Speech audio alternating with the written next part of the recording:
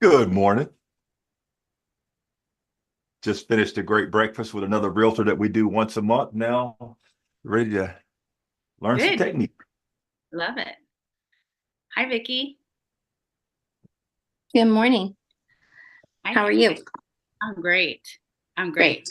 Great. Well, we're going to have almost 70 degrees today in Oklahoma, so that's great. And Yeah. I'm going on a listing appointment with a lady whose husband recently passed away, and she has no family here. Her son is in Ohio, and she wants to do a trial run to stay with him in Ohio.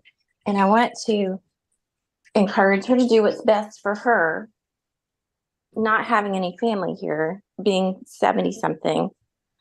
What questions can I ask to help her realize what is best for her?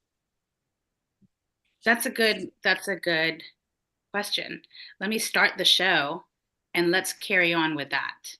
And Vicky, I might ask you to repeat that one more time as we get Okay. the show started. Okay. Okay. 1 second.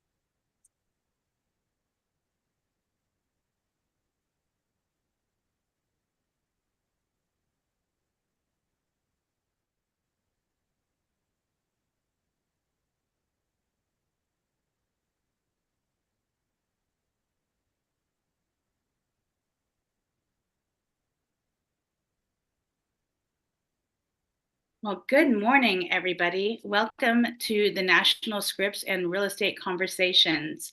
I am Bernadette Hurley, your Thursday host and resident real estate coach. And I had a chance to speak with everybody on the pre-show, and some questions came up and some scripting came up. So if you're just joining, for the first time, we have an open community between 7:20 and 7:30.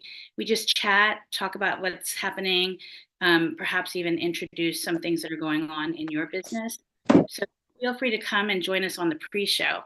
And during the pre-show, we had Vicky ask a question about um, a client, and I'm going to have Vicky repeat what we were just discussing. Okay. Thank you, Bernadette. Saturday, I got a call from a friend who I hadn't talked to in years. Her husband recently passed away, like just a couple of days before. And she said, I need to have you come look at my house because I want to sell it. And I said, why do you want to sell so quickly? And she said, I don't have any family here and I'm out in the country. And so then when I talked to her again to make the appointment, because she wanted me to give her a couple of days, then she said, well, I'm going to do a trial run by staying a couple of weeks with my son in Ohio and see if I like it, because if I don't, I want to come back home. I really want to help her make a wise decision. She's in her 70s, has had a long-term illness. And while I think that moving to Ohio is in her best interest, I want to know what questions I should be asking her to drive her motivation. Love it. And thanks for bringing that up. So, Erica, what say you? Well, first and foremost, I would possibly ask her, like, if she doesn't have any family here, like, who are her closest friends that could help her, like, and support her? Because if you want to make sure that you're not having, for lack of a better way to describe it, I don't think you do, right? Like having commission breath, that how do you bring like a trusted confidant to be alongside her that she can consult with? And whether it's virtually or in person. And something else you might ask her, if your friend or family member or someone you care about was going through a similar scenario, what would you advise them to do? So now you're role reversing and having her talk through that. And lastly, just like if you're saying she has a long-term illness, then like where is she going to get the best care, the best support, the best resources, and what would happen if Like she didn't get that, and she was alone going through that. And it's very sensitive, but those are some things that I would food for thought questions. Love it. Melanie, hi. What would you ask? Hi, along the lines of what Erica said, where is the largest source of her emotional support coming from? Is she receiving support, in the state where she is now? Will she be expected to give support where she's going? And, I think, like Erica said, tops is medical. What sort of support system does she have for medical care for her illness, in both places? Love it. Val, hi. As always, go 3 deep. When she says she wants to do a trial run, what do you mean by a trial run? And what are you hoping to accomplish? And then, as they said, medical issues are obviously very important. Who's going to be taking care of you or helping you if you need it? And are you going to have the medical support you need where you're going? You can't motivate somebody to do something. You can ask them questions and lead them, where you want to go to make them think about stuff, but she's got to do what she wants to do in the end. Yep, absolutely right. We're going to take one more comment. Frank, good morning. Good morning. It's all about asking the self-discovery questions. Questions to help her just self-discover what is best for her in the long run. And by asking the questions, she'll come up with the answer herself. And she'll find the right path for herself. And then you just go from there. Yep, love it. Thank Okay. you all. All great questions. And Vicki, hope you got some good content there from everybody. Okay, so we're going to pivot. I want to talk about the buyer agency agreement. We're all having to finesse this the best that we can with all the different components within the buyer agency agreement. But what I want to do is talk about just what you say leading up to the ask and what would you personally do if they don't want to sign. You've asked and they don't want to sign. Somebody want to open us up? Janet and Ronnie, you guys had your hand up earlier. Do you guys want to start us off with what you would say leading up to the agency agreement? So it all comes down to the intent statement that everybody should be doing when you first meet with them and you sit down to start the buyer presentation. Okay. Thank you for Because I getting. don't want to come in. I don't really want to come in. I understand that. Now, here's the thing. When we first sit down, I'm going to say, I want to thank you for getting pre-approved and or proof of funds if you're cash. Today, one of 3 things are going to happen. You may choose to hire me. I may choose to work with you. I may choose not to work with you. Stop, let them sit back in the chair. You almost want them to jump up and say, what do you mean you're not going to work with me? Well, as we go through the presentation, if there's something that obviously does not agree or we can't meet halfway with it, then unfortunately I wouldn't be able to represent you. Well, Ronnie, I just want to look at these 3 houses. And my family have all bought homes and never signed anything. So they've told me that I shouldn't sign anything. That's fantastic. So in this instance, Bernadette, unfortunately, I would not be able to represent you. Okay, but can you show me houses? If I'm not representing you, I cannot show you houses. Okay, well, that's really strange because a lot of the other realtors that I've been talking to will show me houses. Well, here's the thing. Unfortunately, due to the unfortunate pandemic that we have, most sellers require the proof of funds to set the appointment. And until you actually sign my buyer brokerage agreement, you haven't hired me, so I can't represent you. I see. Okay. Thanks for that, Ronnie. I love that role play. Arturo, what do you think? Tell me about your. Good morning. Just wanted to share, maybe just my experience, but I'm sure a lot of people is gonna relate. And I'm gonna tell you what was my breakthrough on buyer broker agreements, right? Like I struggled at the very beginning, my first year, just like a lot of people do.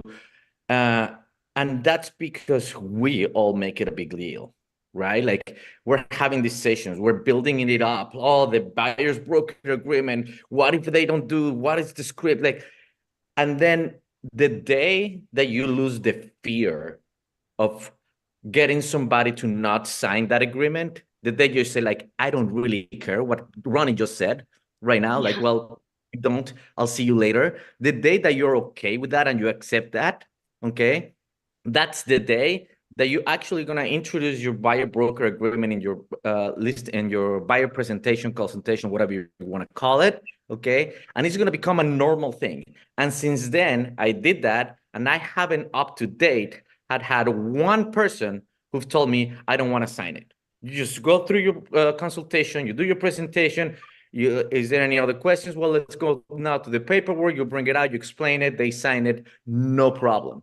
The fact that everybody just build this up, like if it's a gigantic deal, but you're making it a big deal, right? It's not that big of a deal.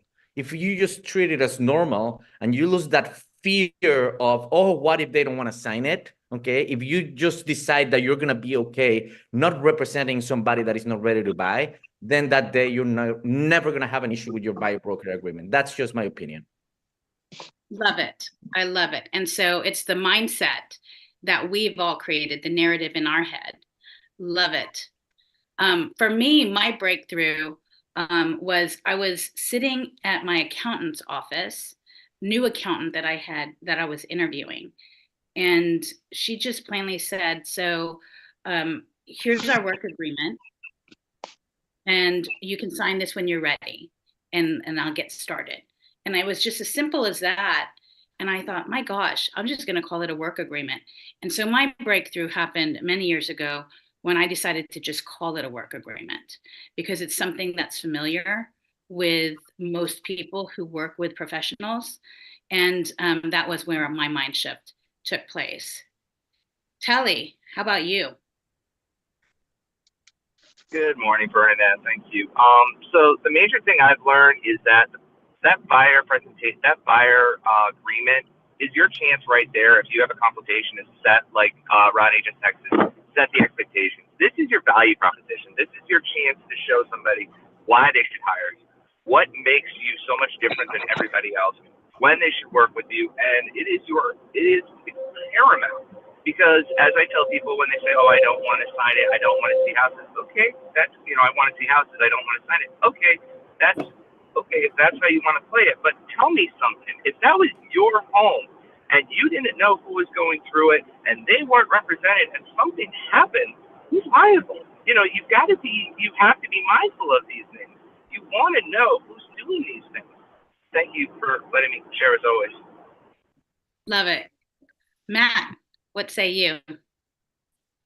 Yeah, I think it's a good time, to uncover any type of objections, like, hey, Bernadette, okay, so you're telling me, just so I understand you correctly, you're telling me you don't want to sign anything? Is that right? Yeah, my parents told me not to sign. Huh. Yeah, you know what? I understand that a lot of people have parents and parents love to protect their kids. Let me ask you, Bernadette, I'm just curious, what's important to you, about not signing anything?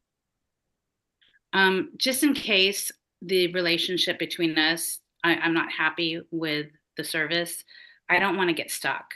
My parents had a really bad experience and they were stuck and they had to wait out the contract before they could buy. Yeah. You know what? I hear that a lot, Bernadette. A lot of people, kind of get stuck with a realtor that might not be happy with, like my last girlfriend and boyfriend hurt me, right? So I totally understand that. Let me ask you something, Bernadette. Other than not wanting to get stuck, is there any reason that you would not want to go ahead and, make a serious search for a home today? Well, I'm not committed necessarily to buying. I just want to see the house in case it's something that strikes me. I might buy. Like, I'm not committed, but I might. Okay. Yeah. See, and at this point, I would dig more into the, about the motivation behind buying a home. Yeah. So the question is would you show? could I convince you to show me 3 homes without a buyer broker agreement? So I think the answer is different for everybody. I think if you have so much business and that you don't have time to do that, then no, I probably wouldn't. I think I may compromise with them and maybe, but it would really depend on how qualified they were and how much business you have. If you don't have a lot of business right now and you're looking to fill your pipeline, then yeah, maybe I would. Yep. But I think it's different for everybody. Yep. Thank you for that. I'm going to open up the breakout rooms because it is really important that we practice here before we take our conversations there. So the breakout rooms are open. If you've never joined a breakout room, please do. I ask that you put yourself out there and role play with the rooms that are open. You're going to find some great conversations, some great agents that are going to help you through, and maybe you might hear some great scripting. Frank, hi.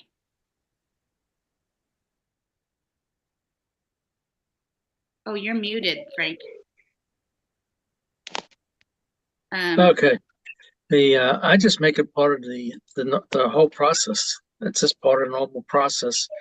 And I very seldom get pushback on it. But then again, if I do, I'll offer, okay, you want to see houses today?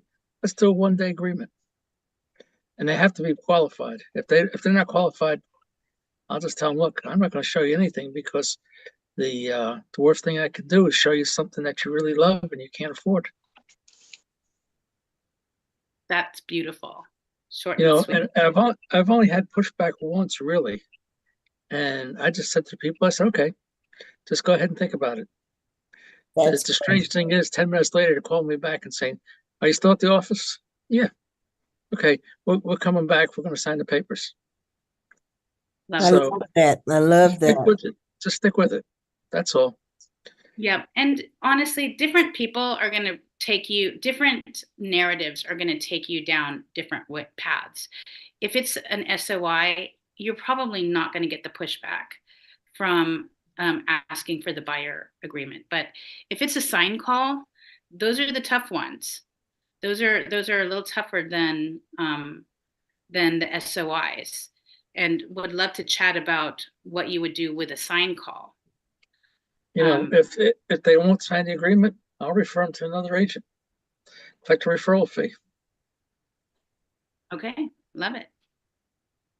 Hi, Patricia. So while I agree that it's not a big deal unless you make it a big deal, until you get comfortable with it, it is a big deal because the resistance can be rough. My population of people absolutely hate signing buyer broker agreements. And that doesn't mean you can't get them to, but I think the key is you have to be comfortable. You have to get yourself to a place where you're comfortable with the pushback. Once you do that, so you have to work through that, and you have to know what you're willing to do when you start that conversation. And then I think that you can get to a place where it's not a big deal. But until you're comfortable with it, it is a big deal until you're comfortable with it. I would. How do you guys get comfortable? Practice. I agree. It's practice. Yeah. Practice. Don't practice on your customers. Practice here. Okay, so let's talk about that a little bit deeper. Quick question. Well, not question, statement. You can also say to that person that to see those 3, then we'll just sign a contract just to see those 3, just in case you do like it and we decide to put in an offer. But I am with the fact that if you're not pre-approved, then it's not worth seeing any property. So you can make it where they're not totally locked in. Okay, so I still want to follow what my parents told me and not sign. Can you still show me? Oh, Carolyn, yes, yes, I can show you. You know, I can make the call. to the listing agent and let them know that you're going to come by and see the house. See, because I don't represent you, and legally, me and the listing agent work for the seller. And so I can't negotiate on your behalf. I can't research all the issues with this property. It might be the most beautiful property in the neighborhood, but there could be 1,000 issues that I have to research to make sure you make the right decision in purchasing a house. So that's why the work that I have to do. You want to work with several agents? Then I would have to research the property while you're out looking somewhere else. You don't work for free, and neither do I. So this is, let's go forward so I can get you that dream home. That was awesome, Lorenzo. All right, Lorenzo. Yes. I love it because possible? you really addressed what's really happening, which is Right. I'm a sub-agent for the seller. So I love that. Can you also just actually say, can we agree that if you're comfortable after this, after I show you those 3 homes, that if you're comfortable with working with me and I'm comfortable with working with you, we go back to my office and we sign a buyer broker agreement going forward? Yeah, absolutely. You can say that. Mm. You can absolutely say that, especially for a stranger. Like for our team, we had a 3 showing window, and we always started with, listen, we're consumers too, and we're always apprehensive of who we work with. And so we use that same exact script and move forward with there. So love that. And yes, Valerie. You got to keep telling yourself price is only an issue in the absence of value. So, Patricia, are you confident in yourself that you are more than just a door opener? That's not all you do. So I sit down with the buyer consultation and explain to them, listen, do you want to know how to win an offer in a multiple offer situation? Yeah. You want to Yes. work with somebody who knows how to get you through that? You know, we have to work as a team, okay? First is the lender. Your lender is very important in this situation because they're going to let you know if you see a property that you like, whether that's going to fit into your monthly budget. And they can only do that if they know your financial situation. Does that work for you? You know, you got to explain to them because people don't, you know, they just think, oh, I'm just going to run and go see a house and then I'll run and get a pre-approval or whatever. You know, by the time you do all of that, the daggone house is gone. You're right. I do get Absolutely. I do get signed buyer broker agreements, but I do know what it took for me to get to that place also.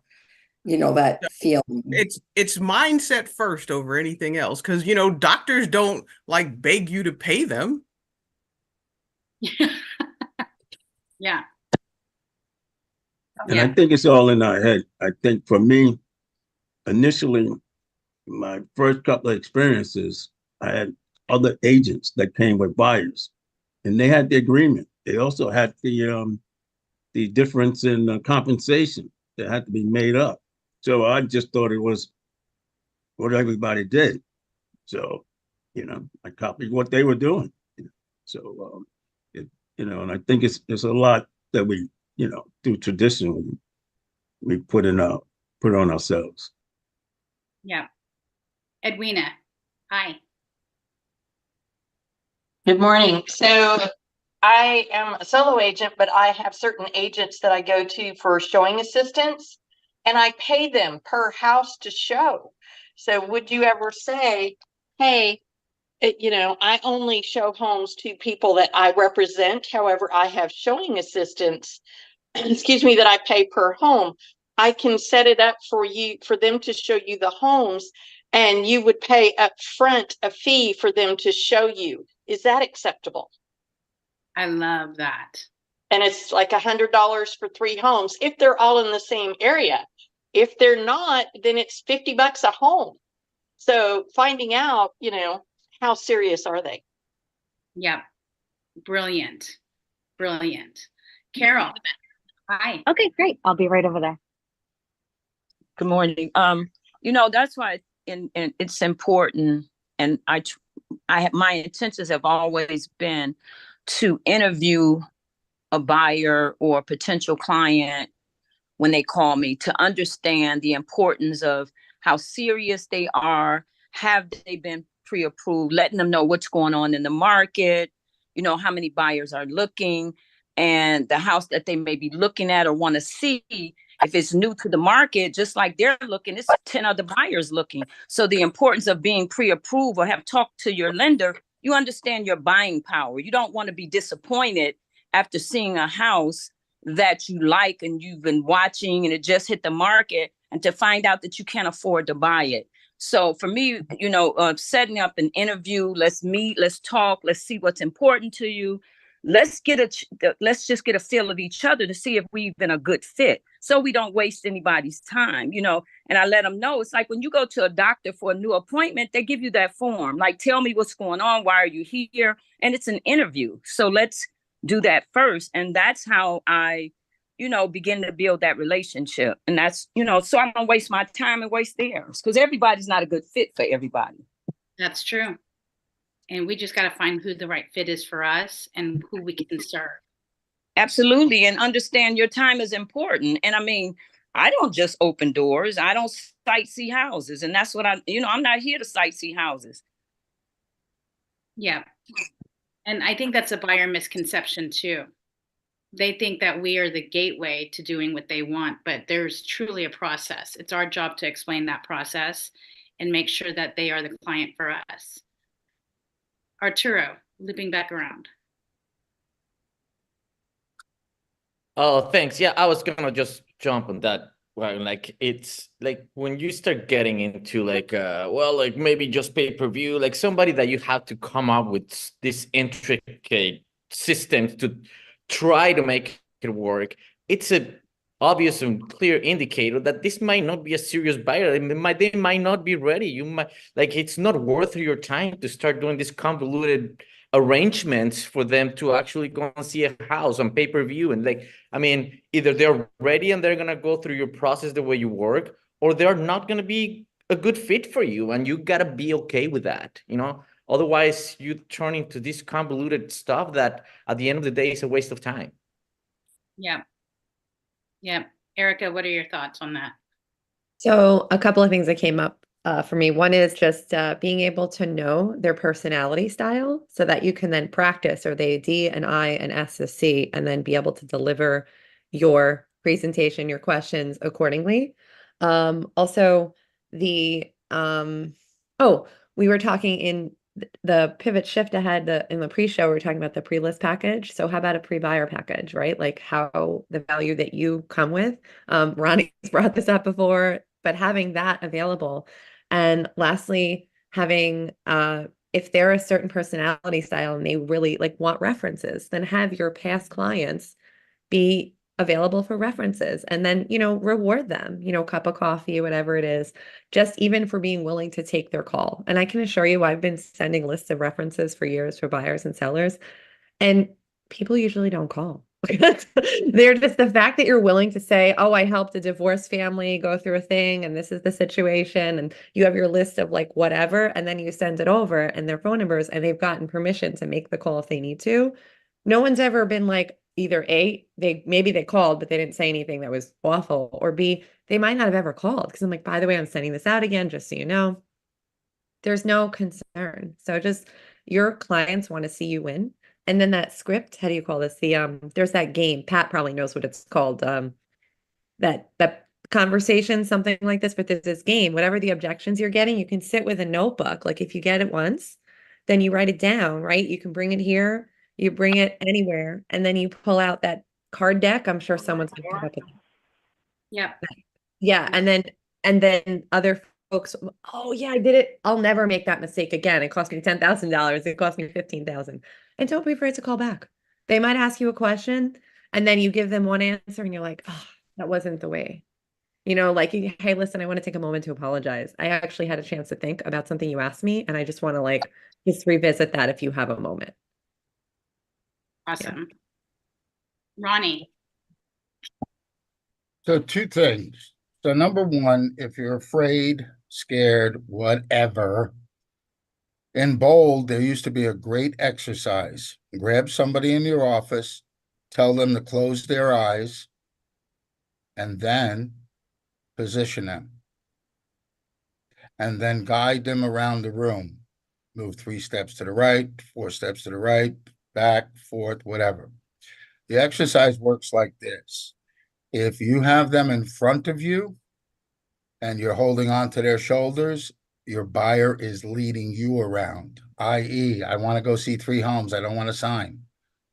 If they are behind you and holding on to your shoulders, you are leading them around, not a bad scenario.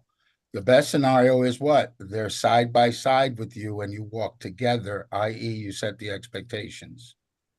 Try that exercise. I promise you, you'll learn how to get more proficient, number one. Number two, I use my system. When I first got it, someone in my office, we got together every Wednesday from 1 to 2:30. It's ingrained in me. And we practiced for a year and a half. That's how you get better at this, guys. I know it's listings. But if you want to work with buyers and you don't have a buyer's agent doing the same thing I'm just saying, then you need to get like that. Yeah, the buyer list buyer packet is a guide to selling your home, a guide to buying your home. It's in command. Just Google it. There's hundreds of them out there. That alone sets the tone, sets the pace. Yeah. Love it. Jonathan Burke, hi. Finish us off with your comment. Hey, good morning. I just want to encourage everyone to look that buyer's representation over. In the state of Texas, we have the buyer's representation agreement, and it's a 5-page document. And one of the Achilles heels for agents is that they don't know the document and they don't know their rights as an agent, and they don't give the rights to the client either. And the IABS, the information about broker services, is about the client. This tells you, hey, these are your rights. These are what you get on your side of the transaction. The buyer's representation is what we get and what you get from me and my rights as a representative. And a lot of times we can nip some of these questions in the bud if we will go back to the document, keep taking them to the document. That way it's not about me.